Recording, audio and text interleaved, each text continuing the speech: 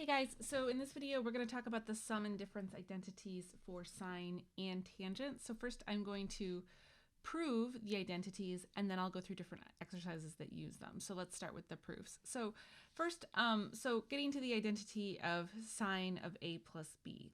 Okay, so to do this, we're going to want to keep the co-function identities in mind. Because if you remember in my other video where I proved like cosine of a plus b and cosine of a minus b, it was kind of a long drawn out argument. And I don't want to have to bring up like having to use a graph and going that route. Instead, if I use the co-function identities, so here's the deal. By using the co-function identities, I can relate sine to cosine, and we know a whole bunch of things about the sum and difference for cosine, right? So we can kind of leverage that. So what I'm going to do then is I'm going to use that co-function identity to rewrite sine as you see here. And then I can distribute the negative like you see here. And then I'm going to just kind of cleverly group this. So what I'm going to do is I'm going to take the 90 degrees minus a. I'm going to call that kind of my first thing. So that's going to be like, I'll show you how this all relates. So here's my first thing. Think of this as my first thing minus my second thing. I know, really informal term, right? But if I use that principle of first thing minus the second thing, then I can go ahead and just leverage my cosine of a difference here. So I can leverage all of that and use the identity like you see here. Okay, so now that I've rewritten my identity like this, now what can I do? Well, once again, I can use the co-function identities, right? Because these parts right here are just screaming for the co-function identities. So if I go back to my co-function identities, these are the two that I'm going to use now. And you can see like that very easy substitution I can make back now. So going back to here, I can rewrite that last line as you see here. And so now there is the identity. So we found it. So that's the identity I was trying to get to. I'll summarize them all in a moment. I want to now pivot to sine of a minus b.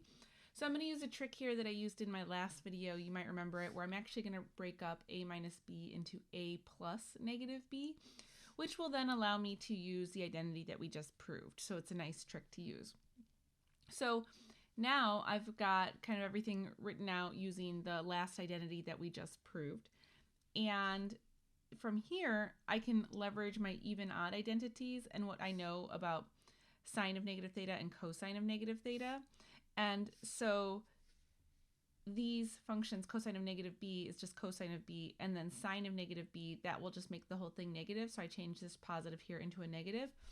And then boom, it's like I've once again, I've proved another identity. So much easier proofs than some of the ones that we were looking at with cosine. So these are the two identities that we've just shown. So you can pause the video, write these down, whatever you need to do. And then I also want to talk about tangent of a plus b. So I'm actually only going to prove the sum because the difference is like almost the same amount of work. Okay, so tangent of a plus b. So the thing that we know about tangent, right, is that we usually write it as sine over cosine when we're trying to do anything meaningful with tangent. And so then because I have sine of a plus b and cosine of a plus b, I have an identity for each of these, right? So I can just use those identities. Boom, there you go. So I've just straight up used the identities, and now I'm going to do something very clever. I'm going to multiply, or I'm going to multiply by 1 over cosine of a, cosine of b. This is equivalent to dividing by cosine of a, cosine of b, whichever way you want to think about it is fine. So why would I do this? What do I get out of this? Well, you're going to see in a second. Okay, so I'm going to give myself a little more room here. So if I go ahead and I actually distribute these fractions, so let's see what I get.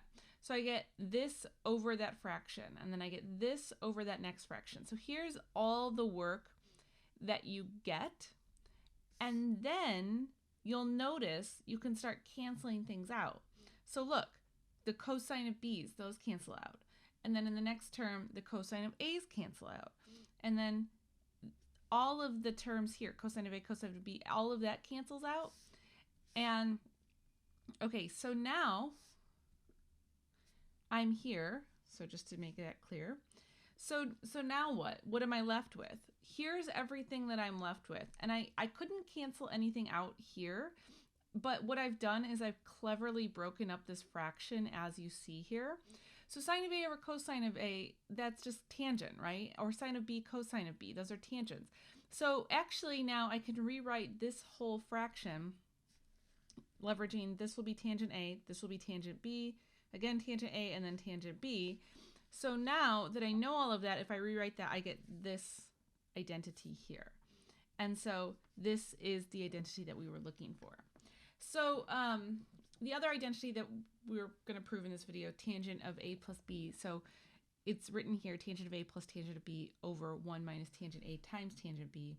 Now, what about the difference of tangent? It's very similar work, except now you're just going to use a difference. So I'm going to omit the proof here.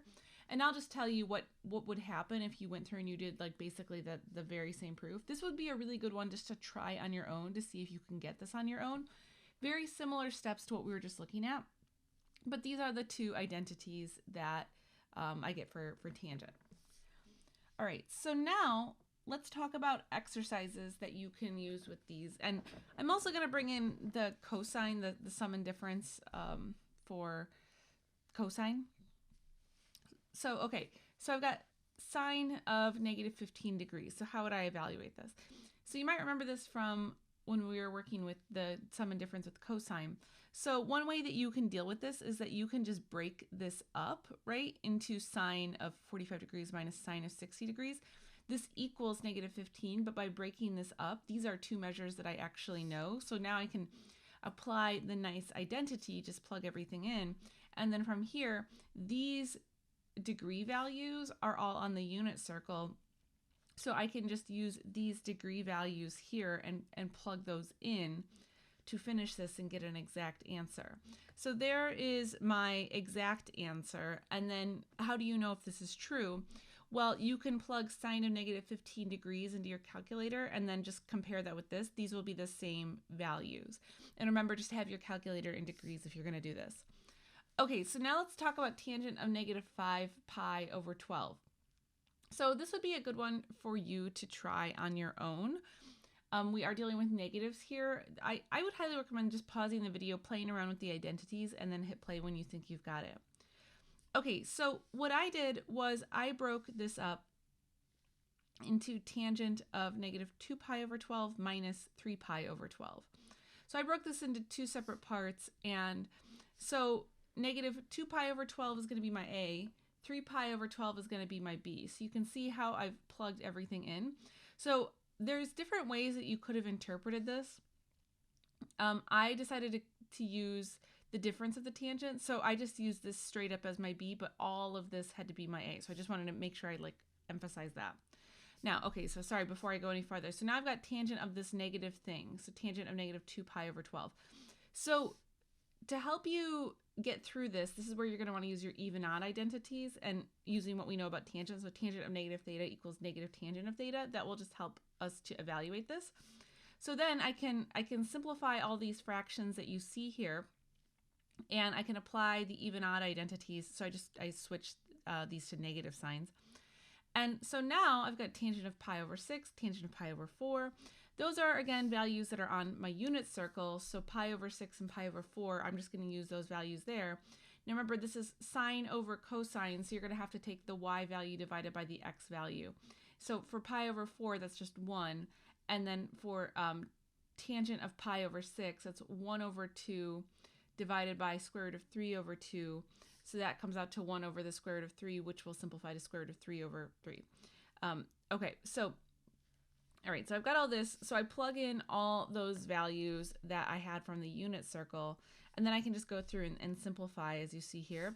Now, the one thing I want to mention here is, so I've got all these fractions. We don't usually like having fractions.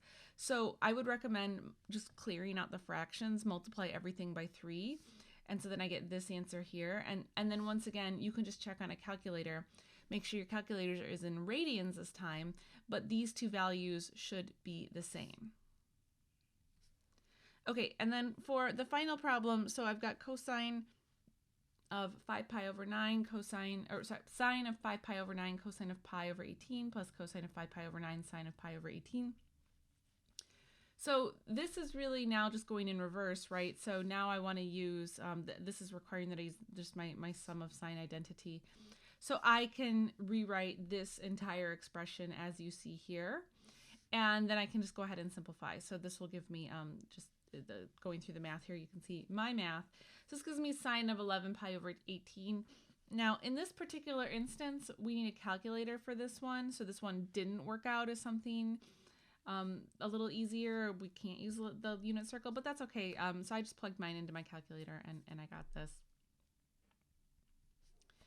Okay, so next we have just a few exercises of writing in terms of theta only. And this is also an opportunity just to remind you of the cosine of a sum and a difference. So, okay, I've got cosine of 30 degrees plus theta. So I want to write this in terms of just having theta. So to do this, I'm going to need that cosine of a difference and cosine of a sum. So which one do I actually need in this case? Remember, we're doing 30 degrees plus theta. So I need this identity here. So I'm just going to plug that straight in. So I just apply that identity. And you'll see, right, so I've got cosine of 30 and sine of 30. So I can use the unit circle to help me with that. So I can take those two values there and then I can just plug them straight in. And now I want to simplify this just into like one singular fraction. So notice that both of these are being divided by 2. So I could rewrite this whole thing then as the square root of 3 of cosine of theta minus sine of theta, all of this over that denominator 2 that they share. So now I have this expression here only in terms of theta. Okay, so I highly recommend that you try this on your own now. So practice some of the new identities that we've just discussed. So sine of 45 degrees plus theta, again, you just want to rewrite this in terms of having just theta. So hit play when you're ready. All right, so I've got my identities here, so I need this identity. So I'm going to go ahead and plug everything in, just applying the identity. And then I've got sine of 45 degrees and cosine of 45 degrees. So again, I can just quickly leverage my unit circle. Boop, there we go. And so plug those in. And then if I wanted to write this just as a singular fraction, I could write this as the square root of 2 times cosine of theta plus 2 square root of 2 sine of theta, all of that over 2. You could technically factor out the square root of 2. It doesn't really matter, but it's an option. All right, so I've got one more of these, tangent of pi over 4 plus x. It should have been theta, sorry, I just switched to x. I don't know, I guess I like x's better. Anyways, so I would recommend once again that you just give this a try on your own, give you a little practice with some of the identities, and then hit play when you're ready. Okay, so I need to use my sum identity here. So, all right, so I've applied just my straight up sum identity. And so then tangent of pi over 4, that is something I can easily evaluate. So pi over 4 is square root of 2 over 2 divided by itself, so that just equals 1. So I can simplify as you see here. And so this just becomes 1 plus tangent over 1 minus tangent. Okay, so now this is something similar that we did in some of the cosine of a sum and difference videos. So I have two angles, so A and B, they're in standard position. Sine of A equals -3/5, and so notice I have this information about A, so it's between 3 pi over 2 and 2 pi. This means that it would be in quadrant 4. And then cosine of B equals -7/25, and this is between, B is between pi and 3 pi over 2. This means it's in quadrant 3. And I'm being asked to find the sine of A plus B. Okay, so just to give myself a little bit of space and just summarizing some of that information. So I need to find sine of A plus B, and if I were to use my identity here, so if I use this identity, here I am applying it. And the thing is, I know sine of A, right, that was given. I know cosine of B, those were both givens, but these two I don't know. So I am going to show you two different ways that you can approach this problem.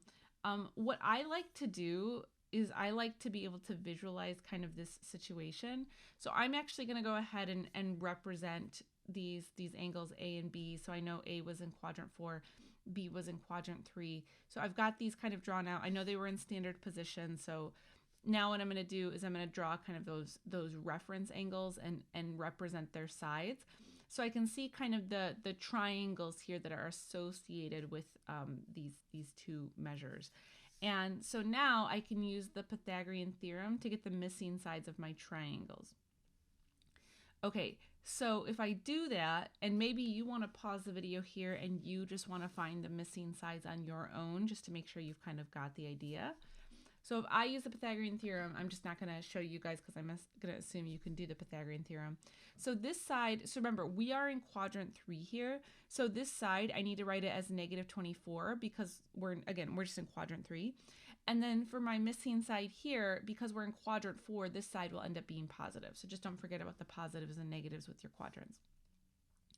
Okay, so remember, I knew sine of A and I needed to know cosine of A, and then I know cosine of B and I need to know sine of A. So with these little illustrations, I can actually very easily pick that out. So sine of B, so I just do my opposite over my hypotenuse, so it's negative 24 over 25, and then cosine of A. So here's my A, so I need adjacent over the hypotenuse, so that's 4 over 5. So at least having these visuals, it makes it very easy to pick out some values. And then I could just plug all those values in, right? So I was given sine of A and cosine of B. So those are my givens. And then cosine of A and sine of B, these are what I just found. And so then, bada bing, bada boom, you can just go ahead and you can finish the math here. And this comes out to negative 3 over 5. Now, I do want to show you just an alternate idea. So if you didn't want to draw the whole graph illustration, you can use identities to do this technically. So if I just need to find cosine or whatever, so I've plugged in negative 3 over 5. So actually I should have, let me rewrite this as an A here, one sec. Okay, so I went through and I took the identity, I've replaced it with A because now that's what I'm trying to solve for, or cosine of A really. So I've plugged in this information and then I can just go through the motion to solve for cosine of A. And so if I go through all that, I will get that cosine of A is equal to 4/5. Now, notice that I made it positive. It could have been positive or negative, but because it is in Q4, remember all students take calculus, so cosine is going to be positive in the 4th quadrant. So you could also go this route to figure out your cosine of A, and then to find sine of B. So then you would just go ahead and you would now plug in cosine of B and solve for sine. So which method should you use? I would say do whatever you prefer. I think for a problem that is this labor intensive, I would prefer to do the graph, and I will show you why now with this next example. So the next example, I have tangent of A minus B. So I want to find this value. So I'm using, my identities. So I've got A minus B. So I'm just going to plug this identity in. And okay, I could go through and I could use identities. So I do know sine of A, I know cosine of A, and then I could compute tangent of A. That to me just seems like a little bit more work. I've already taken the time to draw up the graph. So the graph takes a little bit more time to actually draw up, but then if you have any other questions, you can pretty quickly figure them out, because from this picture, if I need to figure out tangent of A, so here's tangent of A, I will just take tangent of A, so that's going to be the opposite side over the adjacent side. And then if I want to take tangent of B, again, I take opposite over adjacent. So the nice thing with having the sketch is that it makes it so that when I have to pick this stuff out, I can do so pretty easily. And then this is a negative over a negative, so this will become positive. And that makes sense because all students take calculus. Quadrant 3 tangent should be positive. Okay, so anyways, so now I'm going to plug all those values in, and then I can just go ahead and do the algebra. And so I will get 117 over 44 when I go through and compute all of this, so you can confirm that on your own. So like I said, you could also do this with identities, but I think when you have this many different types of questions reusing the information, I really think that the sketch is a little easier. So the last example I have is I want to know the quadrant of A minus B. So what quadrant does A minus B fall into? So this one's a little tricky in some ways. So remember, we found that the tangent of A minus B was equal to 117 over 44. So this is positive. Now, you know that the only places where tangent can be positive are quadrant 1 and quadrant 3. but I don't know which quadrant I should be in. Should I be in quadrant 1 or quadrant 3? And what I really need to know is I need to know either cosine of a minus b or sine of a minus b. If I knew the sine of one of these two functions, then I could definitively say which quadrant we're in. So it doesn't matter which function that you want to do, but we do have to evaluate this because we have only evaluated sine of a plus b. We didn't evaluate sine of a minus b. So just to get us a little more practice, I'm going to use the cosine of a difference here. So I'm going to use this identity. So I'm going to use this identity, and I really just want to know what is the sign of this. Is it positive or is it negative? And so again, like I have my little handy dandy sketch here that I could use, and we found these values earlier, right? We found our sine of b and we found our cosine of a. So we've got all those values from previous exercises, so we can just plug all of that in. And ultimately I get that this is 44 over 125, so that's positive. So I have the cosine of a minus b is positive and the tangent of a minus b is positive. So in which quadrant are both tangent and cosine positive? That would be the first quadrant, right? So that's actually the quadrant of a minus b lands us back in quadrant 1. So you have to do a little bit of creative thinking to figure that out. Okay, and so for the last of the exercises of just different ways you can use these identities, of course, we have to verify some identities. So I've got just two examples of that to show you how we can use that. So I've got sine of x plus y plus sine of x minus y equals 2x cosine y. So what I'm going to do is I'm just going to start with this side, and I'm just going to go ahead and use my identities. So boom and boom, and I'm just going to plug both of those identities straight in. So this green part here is what that comes out to. So that's just what that comes out to. And if I look at now what I've actually written out, you'll notice that the cosine of x sine y, those cancel out, right? And then look what I'm left with. So then I am just left with 2 sine x cosine y. There's one, there's the other one. So that was actually what we wanted to show this was equal to, so we have done so, so we're good to go. Okay, so that's kind of a more basic verification. I have one kind of trickier one here. So I've got sine of x minus y over sine of x plus y equals this whole crazy tangent thing. Okay, so I'm going to kind of walk you through this. What I would recommend that you do is that you first try to expand this side. So I would suggest that you pause the video here and see if you can finish this. Remember, math is not a spectator sport. And then hit play when you are ready or if you're stuck. So I'm going to apply my two identities.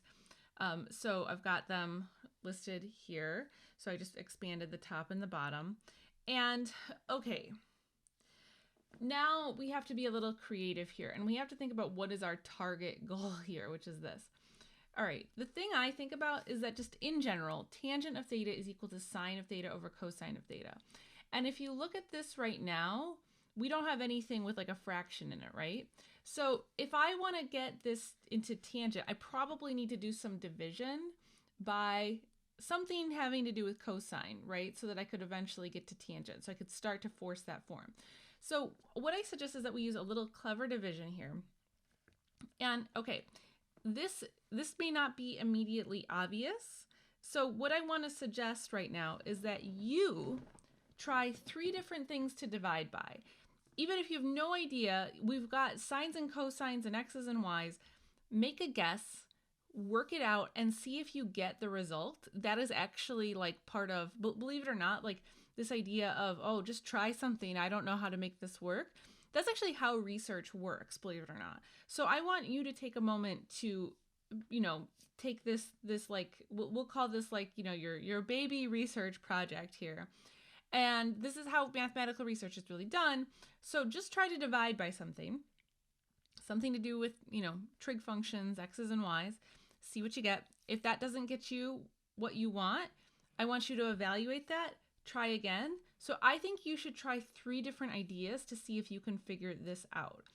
And do not worry if you don't get it right, but you will learn a lot more if you just take a moment to just try 3 different things and then hit play when you're ready, and then I'll show you. Okay, so hopefully you tried that. Again, math is not a spectator sport. You will get a lot better at it if you struggle and all the solutions will be much more meaningful.